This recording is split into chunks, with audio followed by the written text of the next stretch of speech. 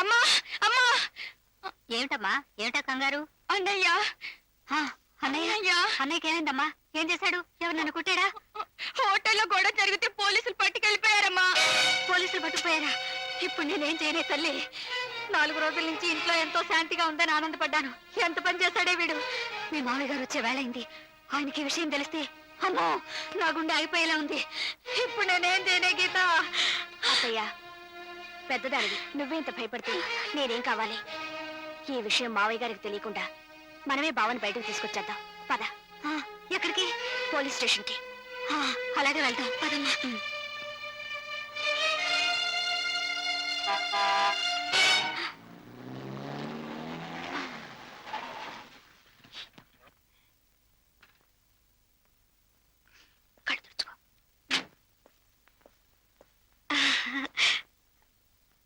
ఎక్కడికి వెళ్తున్నారు? స్టేషన్ కి మావయ్య. స్టేషన్ కా? అదే రైల్వే స్టేషన్ కి. రైల్వే స్టేషన్ కి పక్కింటి సుబ్బమ్మ గారు కాశీయాత్ర బయలుదేరారు. ఆవిడ్ని పంపించి రావడానికి వెళ్తున్నాం. మీరు వచ్చారు. అవునండి. ఓ అంతే కదా. మీ ఆడావిడ చూస్తుంటే ఇంకేమో జరిగింది అనుకున్నాను. అలాగే వెళ్ళండి.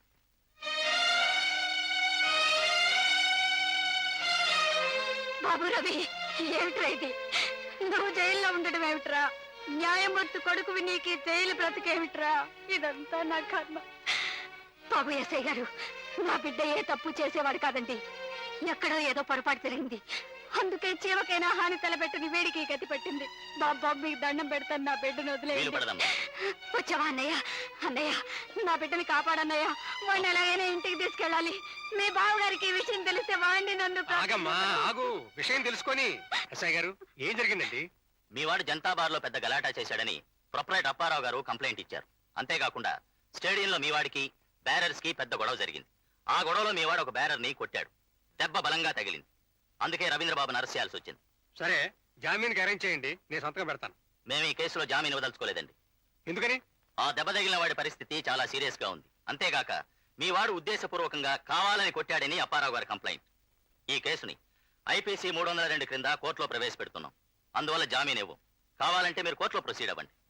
All right. అన్నయ్య రామ్మా, రా, నేను చెప్తారా. సార్ రావయ్యా. నానా, ఇప్పుడు మనం ఏం చేయాలి? ఇప్పుడు చేయాల్సిందేమీ లేదమ్మా. రేపు పొద్దునే కోర్టుకు వెళ్ళటం, జామీన్కి పిటిషన్ పెట్టడం, జామీన్ తీసుకోవడం, బావని ఇంటికి తెచ్చుకోవడం. చూడమ్మా అన్నపూర్ణ, రేపు కోర్టులో జామీన్ ఇవ్వాల్సింది మీ ఆయనే. అంచేత ఇంటికి వెళ్ళగానే జరిగిన విషయం అంతా ఆయనకి చెప్పు. ఎలా చెప్పనన్నయ్య? ఎలా చెబుతావో నీ ఇష్టం. లేకపోతే రేపు కోర్టులో గొడవ అయిపోతుంది. అయ్యో, నేను వచ్చేస్తానని చెప్పానుగా, అంతలోనే తొందరపడిపోయారే. సర్లే, ఇప్పటికే టైం 11 గంటలైంది. ఆ శుభమ్మ గారితో పాటు నువ్వు కూడా కాశీ వెళ్ళిపోయావేమో, ఇక రావేమోనని నేనే వడ్డించుకుంటున్నాను.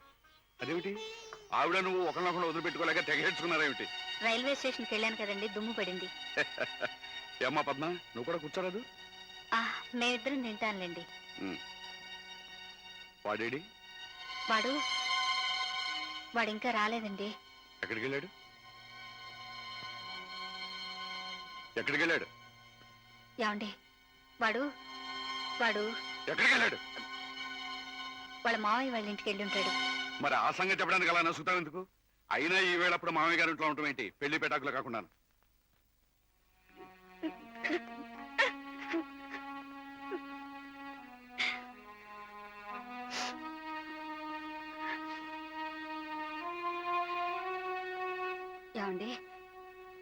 ఏమండి ఏమిటి? అబ్బాయి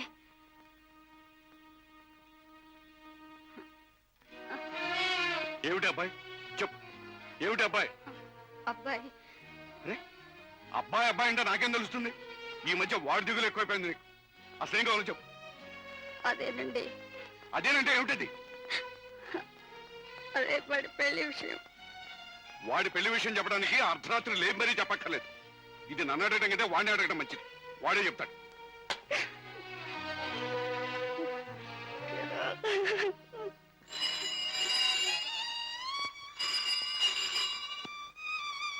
హలో. ఏమిటమ్మా, ఫోన్ చేస్తానని ఇంతవరకు చేయలేదు? మరి బావగారికి ఆ విషయం చెప్పావా లేదా? లేదన్నయ్య, ఎంత ప్రయత్నించినా ఆయన ముందు నోరు విప్పలేకపోయాను, నిజం చెప్పలేకపోయాను. చాలా పొరపాటు చేసావమ్మా. అన్నయ్య, ఈ గండం నుంచి నా బిడ్డను ఎలాగైనా నువ్వే కాపాడాలి. నీకు చేతులెత్తి దండం పెడతాను.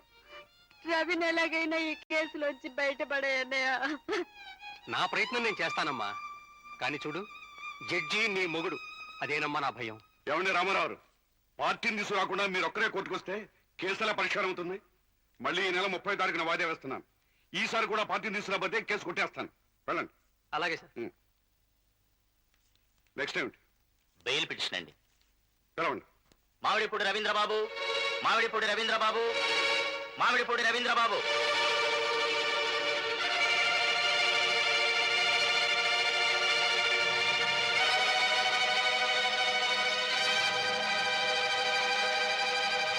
యువర్ ఆనర్, ఈ నెల 16వ తారీఖు రాత్రి 9 గంటలకు స్టేడియంలో జరిగిన గలాటాలో ఉద్రేకపూర్వకంగా చంపాలనే ఉద్దేశంతో ఈ మామిడిపూడి రవీంద్రబాబు మధురమణి మురుగేశాన్ని కర్రతో కొట్టాడు.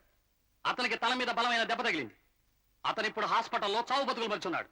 ఈ పరిస్థితుల్లో ముద్దాయికి బెయిల్ మంజూరు చేయడం అంత మంచిది కాదని నేను భావిస్తున్నాను. యువర్ ఆనర్, రవీంద్రబాబుకి హాస్పిటల్లో ఉన్న మురుగేశన్కి పాత కక్షలేమీ లేవు. ఆత్మరక్షణ కోసం చేసిన ప్రయత్నంలో దెబ్బ తగిలి తానుగా పడిపోయాడని రవీంద్రబాబు చెబుతున్నాడు. ఈ పరిస్థితుల్లో బెయిల్ ఆపడానికి కారణాలు నాకేమీ కనిపించడం లేదు. అందువల్ల నా క్లయింట్ రవీంద్రబాబుకి బెయిల్ మంజూరు చేయవలసిందిగా కోర్టు వారిని నేను కోరుతున్నాను.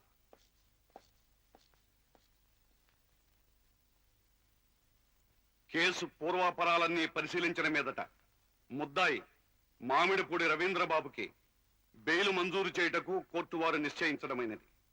ఫర్దర్ ప్రొసీడింగ్స్ కి ఈ నెల 26వ తారీఖున వాయిదా వేస్తున్నాను.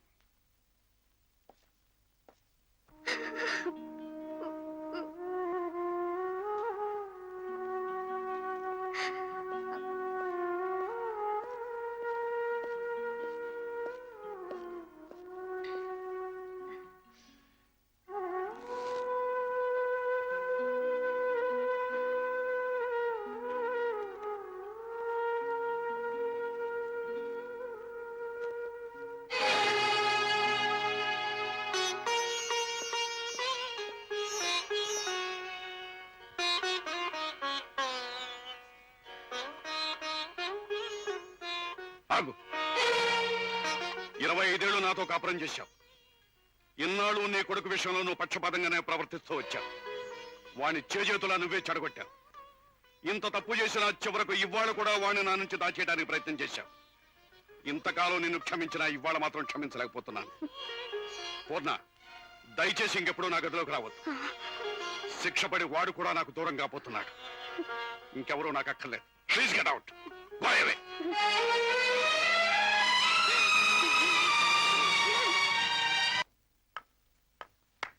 బ్యూటిఫుల్.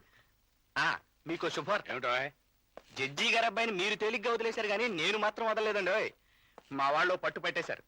ఈ దెబ్బతో అబ్బాయి గారు ఓ 7-8 ఏళ్ళు లోపల ఉండాల్సిందే. ఏడిసేవలేవో ఇవేమంత పెద్ద తెలివితేటలు అనుకుంటున్నావా? అతను కాస్త మొండికటం అనుకో. అయినా న్యాయమూర్తి ముఖం చూసేనే మనం అతను వదిలేయాలి కదా. నా ముఖం చూసి ఎవరిని వదలాల్సిన పని లేదు. హలో న్యాయమూర్తి, ఏమిటి నీ వాలకం చూస్తుంటే కన్న కొడుకునైనా చూడకుండా మీ వాడిని జైలు పంపెట్టున్నావే? మధుమూర్తి గారు మరీ అంత స్ట్రిక్ట్ కాదులేండి. ఆయనకి తనామన్న తేడా తెలుసు. అందుకని కన్న కొడుకు అడగగానే జామీన్ ఇచ్చేశారు. అయితే న్యాయమూర్తి, మీ వాడికి శిక్ష పట్టం ఖాయమంటావు. వాడు నేరస్తుడని రుజువు అయితే అంతే. అయితే నీకంటే నేనే బెటర్ అయ్యా. చూస్తూ చూస్తూ కడుపును పుట్టిన బిడ్డకు శిక్ష చెప్పడానికి నీకు నోరు ఎలా వస్తుందయ్యా? అది నీకు అర్థం కాదు పావనమూర్తి. న్యాయాధిపతిగా కోర్టులో కూర్చుంటే నేను ఒక బిడ్డకు తండ్రిని కాను, ఒక భార్యకు భర్తను కాను. న్యాయానికి అధిపతిని మాత్రమే. ఓ, ఈ మధ్య ఎదురు తిరుగుతా అనే సినిమా ఒకటి వచ్చింది చూసావా? అందులో జడ్జి గారు సరిగ్గా నీలాగే న్యాయం, ధర్మం, నీతి అని చెప్పాడు. నాకు తెలియక అడుగుతాను, ఈ 3 మాటలు తప్ప మీ డిక్షనరీ వేరే పదాలే లేవా? నువ్వెన్నైనా చెప్పు. నీ కొడుక్కి శిక్ష పడకుండా చూసే సామర్థ్యం నాకుంది. ఆ దేవుడే దిగొచ్చిన తప్పు చేసిన వాడికి శిక్ష పడి తీరుతుంది. ఏమిటయ్యా అంత ఖచ్చితంగా చెప్తున్నావు? న్యాయం అంతా నీ చేతిలోనే ఉన్నట్టు. ఇదిగో, నువ్వు న్యాయానికి మూర్తి అయినా నీ న్యాయం చట్టం పరిధిలో సాక్ష్యానికి బానిస. తెలుసుకో, మేము శిక్ష వేయించాలన్నా వేయించగలం, తప్పించాలన్నా తప్పించగలం. మరీ అంత మొండితనంగా మాట్లాడక పావనమూర్తి. న్యాయం నీ చేతిలో ఉందనుకోవటం నీ పెరితనం. ఆల్ రైట్, పంతానికి వచ్చావు కనుక చెప్తున్నాను. రేపు కోర్టులో నీ న్యాయం నీ ఎదుటే నీ కళ్ళ ముందే ఓడిపోతుంది. నువ్వు దోషి అనుకున్నవాడు నిర్దోషి అవుతాడు. సామర్థ్యం ఉంటే నీ న్యాయాన్ని గెలిపించుకో. చూస్తాను. చూస్తాం.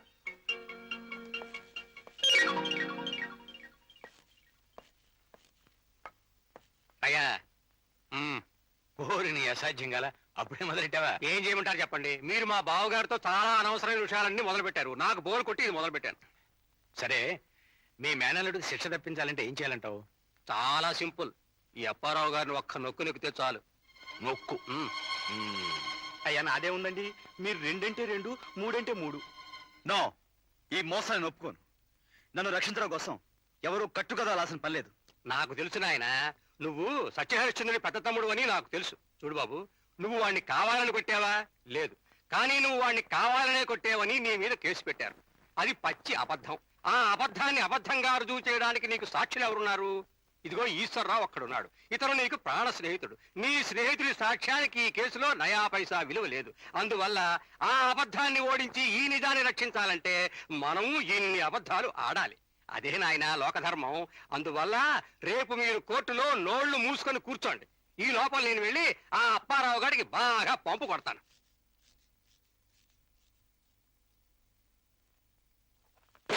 దేవుని మీద ప్రమాణం చేసి దేవుని మీద ప్రమాణం చేసి అంతా నిజమే చెబుతాను. అంతా నిజమే చెప్తాను. అబద్ధం చెప్పను. అబద్ధం చెప్పను. మీ పేరు చాగంటి అప్పారావు కదూ? అవునండి, మా అమ్మా నాన్న పెట్టిన పేరు. జనతా బార్ మీదే కదూ? కాదండి, అదేమిటి మీరేనన్నారుగా? అదేనండి, నాతో పాటు ఇంకా పార్ట్నర్స్ ఉన్నారండి. ఓహో. ఈ నెల 16వ తారీఖు ఈ రవీంద్రబాబు మీ బారుకు వచ్చాడు కదూ? వచ్చాడండి. వచ్చేం చేశాడు? పెద్దగా ఏం చేయలేదండి. అదేమిటి పోలీసులకు మీరు ఇచ్చిన రిపోర్ట్లో బార్లోకి వచ్చి సీసాలు పగలగొట్టాడని, మీ జేబులో డబ్బులు దౌర్జన్యంగా తీసుకున్నాడని చెప్పారు. ఇప్పుడేమో పెద్దగా ఏం చేయలేదని చెప్తున్నారేమిటి? సీసాలు పగలగొట్టడమేమో నిజమేనండి, కానీ అది నవ్వులాటకు మాత్రమేనండి. జేబు నుంచి డబ్బులు కూడా తీసేయండి, కానీ అది ఎగతాళికేనండి. మీరన్నట్టు దౌర్జన్యంగా మాత్రం కాదు. దౌర్జన్యంగా కాకపోతే మీ పనివాళ్ళు రవీంద్రబాబు మీద కొట్లాట కిందకు వెళ్ళారు. అది నిజం చెప్పండి. సాక్ష్యాన్ని మార్చడానికి ప్రయత్నించకండి. యువర్ ఆనర్, ప్రాసిక్యూషన్ వారు తమ సాక్షిని తామే క్రాస్ ఎగ్జామిన్ చేసుకుంటున్నారు. యువర్ ఆనర్, సాక్షి పోలీసులకు తాను రాసిచ్చిన రిపోర్ట్లోని అంశాలను మార్చి సాక్ష్యాన్ని తాను మార్చేస్తున్నాడు. పోలీసు రిపోర్టులోని అంశాలను ఇక్కడ ప్రస్తావించడం అనవసరం యువర్ ఆనర్. సాక్షి కోర్టులో ఏం చెబుతాడో అదే మనకు కావాల్సింది. ప్రాసిక్యూటర్, రిపోర్టును గురించిన రిఫరెన్స్ వదిలేసి ప్రొసీడ్ కండి. Yes your honour. ఇప్పుడు చెప్పండి అప్పారావు గారు, రవీంద్రబాబు మీ బార్లోకి వచ్చి ఏ గొడవ చెయ్యకపోతే మీ మనుషులు అతను ఎందుకు పోట్లాడుకున్నారు? వాళ్ళు పోట్లాడుకున్నారని నేను చెప్పలేదు కదండి. అదేమిటి మీరే కదా వాళ్ళు పోట్లాడుకుంటున్నారని పోలీసులకు రిపోర్ట్ చేసింది? అదే, వాళ్ళు ఆ ఊ అని చేతులు అనుకుంటుంటే పోట్లాడుకుంటున్నారేమో అని పోలీసులకు ఫోన్ చేసి చెప్పానండి. ఆ తర్వాత మా వాడు చెప్పారు అది పోట్లాట కాదు. మరేమిటి? అది నాకు తెలియదండి. Any cross examination? అక్కర్లేదు, ఇట్స్ ఓకే. యువర్ ఆనర్, రెండో సాక్షిని ప్రవేశపెట్టమని కోరుకుంటున్నాను. మధురమణి మురుగేశన్. మధురమణి మురుగేశన్. నీ పేరేమిటి బాబు? మురుగేశ్. మురుగేషన్ అంటే తమిళేనా? ఆమా సార్. ఏం చేస్తుంటావు? జనతా బార్లో పని చేస్తాను. జనతా బార్లో పని చేస్తాను. పని చేస్తావా? ఈ రవీంద్రబాబు నీకు తెలుసా? తెలుసు సార్, నమ్మ గురువు దానే. ఆ తల మీద దెబ్బ ఎలా తగిలింది? నమ్మ గురువు గారు కరాటే మాస్టర్ సార్. ఆయన దగ్గర కరాటే నేర్చుకుంటా ఉంటే తప్పు పనిట అప్పో తలకు దెబ్బ తగిలింది సార్. అంటే నీ పొరపాటు వల్లే దెబ్బ తగిలింది గాని ఈ రవీంద్రబాబు కావాలని కొట్టలేదంటావు? ఆమా సార్, నమ్మ గురువు గారు నల్ల మనిషే sir. Any cross examination please? Not necessary. ఇంతవరకు కోర్టులో హాజరుపరిచిన సాక్ష్యాన్ని బట్టి, పోలీసు వారు దాఖలు చేసిన కేసును బట్టి చూడగా, ప్రాసిక్యూషన్ వారు తమ కేసును రుజువుపరచట్లో తీవ్రంగా విఫలమైనట్టు రుజువైనది. అయినప్పటికీ బుద్ధిపూర్వకంగా చేసిన, ఎగతాళిగా చేసిన నేరానికి శిక్ష తప్పదు. కనుక ముద్దాయి జనతా బారులో సీసాలు పగలగొట్టుట, యజమాని జేబులోంచి డబ్బులు తీయుట, బహిరంగ ప్రదేశంలో అసభ్యంగా ప్రవర్తించుట మొదలైన సంఘ వ్యతిరేకమైన పనులు చేయటం వలన అతనికి 3 నెలలు సాధారణ జైలు శిక్ష విధించడమైనది.